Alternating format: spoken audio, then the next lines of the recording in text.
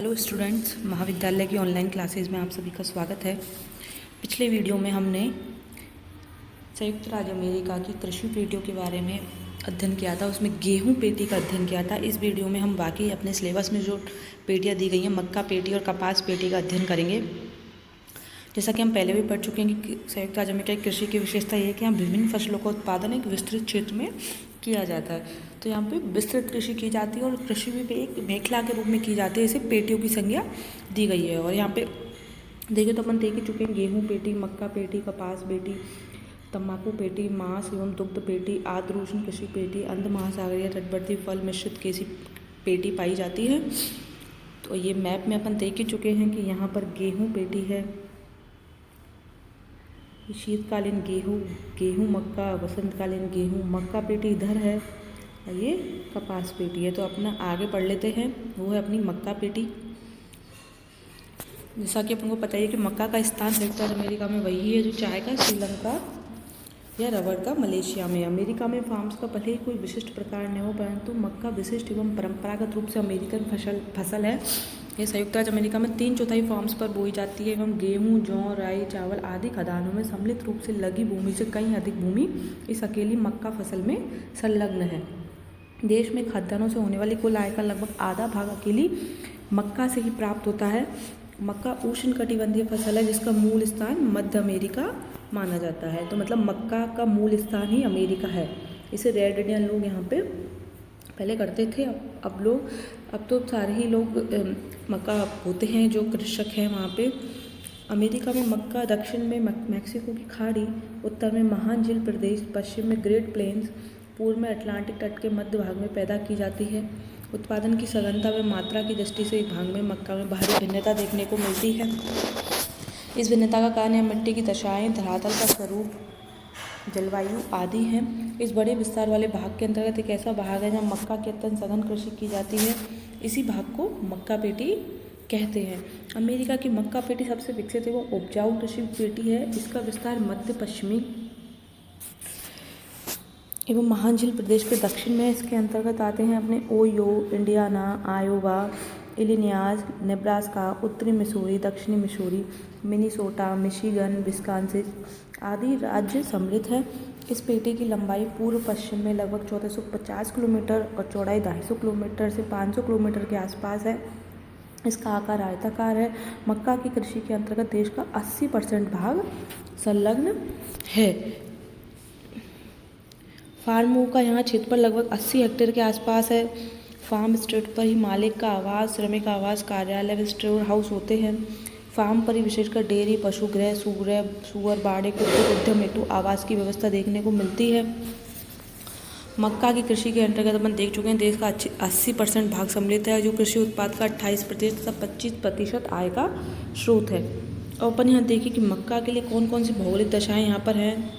तो देख सकते हैं कि मक्का की फसल अप्रैल के अंतिम में मई के प्रथम सप्ताह में बोई जाती है। यद्यपि दक्षिणी भागों में खाड़ी तट के आसपास मक्का की बुवाई फरवरी मार्च में हो जाती है। धरातल का तापमान यहाँ 21 डिग्री सेंटीग्रेड रहता है। पौधों के पनपने के लिए उपयुक्त माना जाता है। मक्का में एकला पाले रहित 140 से 80 दिन की जरूरत होती है। वर्षा होती है 75 से 100 सेंटीमीटर आवश्यक।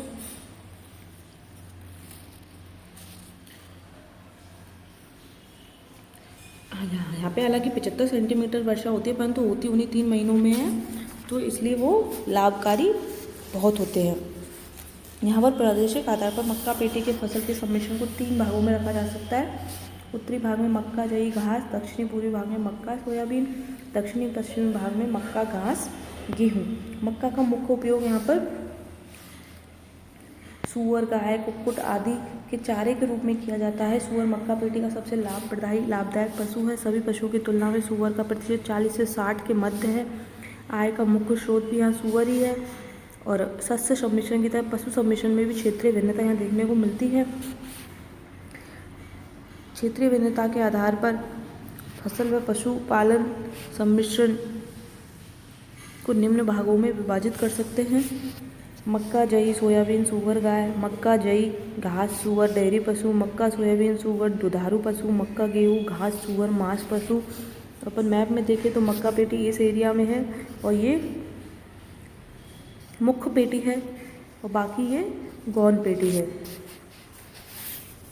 और अपन देखें कि मक्के का क्या क्या उपयोग है, तो वो है संयुक्त राज्य अमेरिका में इलिनियास में, ओयावा में, नेब्रास्का मक्का उत्पादन के अग्रणी राज्य है। संयुक्त राज्य अमेरिका विश्व का सबसे बड़ा मक्का उत्पादक देश है। यह विश्व का 46% मक्का उत्पन्न करता है। यहाँ प्रति हेक्टेयर उपज 250 बुशल से भी अधिक है। अधिक उत्पादन का श्रेय यहाँ पे उर्वरक, उन्नतशील बीज, अन्य तकनीकी सहायक उपकरण जैसे ट्रैक्टर, कंबाइन, हार्वेस्टर, ट्रक, वायुयान, कीटनाशक दवाएं छिड़कने की मशीनें, अनेक जल पंप, पवन चक्की आदि के कारण है। मक्का का अधिकांश उपयोग देश में ही कर लिया जाता है। कुल उत्पादन का 98% पशुओं को खिलाने, आंशिक भोजन के रूप में तथा शेष अन्य उपयोग में लिया जाता है। अधिकांश मक्का सुअरों को खिलाया जाता है, जो मक्का पेटी में बड़ी संख्या में पाले जाते हैं। मक्का को खाकर सुअर शीघ्र मांसल हो जाते हैं, तब इनको बूचड़ खाने में भेज दिया जाता है। यहाँ पर इनकी मांस डिब्बों में बंद करके विदेशों को बड़ी मात्रा में निर्यात किया जाता है। इस प्रकार मक्का अप्रत्यक्ष रूप से मांस के रूप में निर्यात किया जाता है। अर्थात जैसे कॉर्न ट्रेवल्स ऑन हॉक्स, अंग्रेजी वाक्य प्रयुक्त होता है इसके लिए। शिकागो विश्व की सबसे बड़ी मांस की मंडी इसी पेटी में स्थित है। इसके अतिरिक्त सेंट लुई, करनास, ओमाहा आदि महत्वपूर्ण केंद्र हैं, जहाँ मक्का को इकट्ठा करने के उपरांत शिकागो आदि बंदरगाहों से निर्यात कर दिया जाता है। अगली अपनी पेटी है कपास पेटी। संयुक्त राज्य अमेरिका में कपास क्षेत्रों को देखने से स्पष्ट होता है कि इनका विस्तार देश के दक्षिणी पूर्वी हिस्से में उन भागों में जो कपास उत्पादन के लिए आदर्श भौगोलिक दशाएं रखते हैं। पश्चिम में औजार, पूर्व अपलेशन क्रम के दक्षिण उत्तर प्रदेश में मध्य एक ऐसा संभाग है जो धरातल की दृष्टि से समतल है, जिसमें टर्शरी, क्रिटेशियन युगीन अपेक्षाकृत नवीन परतदार जमाव है। इस संभाग में ही कपास मेखला का विस्तार Texas, Louisiana, Oklahoma, Alabama, Mississippi, Georgia, Florida उत्तरी दक्षिण राज्यों में है। भौगोलिक दशाएं अपन देखिए कपास की कौन कौन सी हैं, तो वो है कि कपास एक उपोष्ण कटिबंधीय पौधा है। 75 से 100 सेंटीमीटर यहाँ वर्षा चाहिए होती है।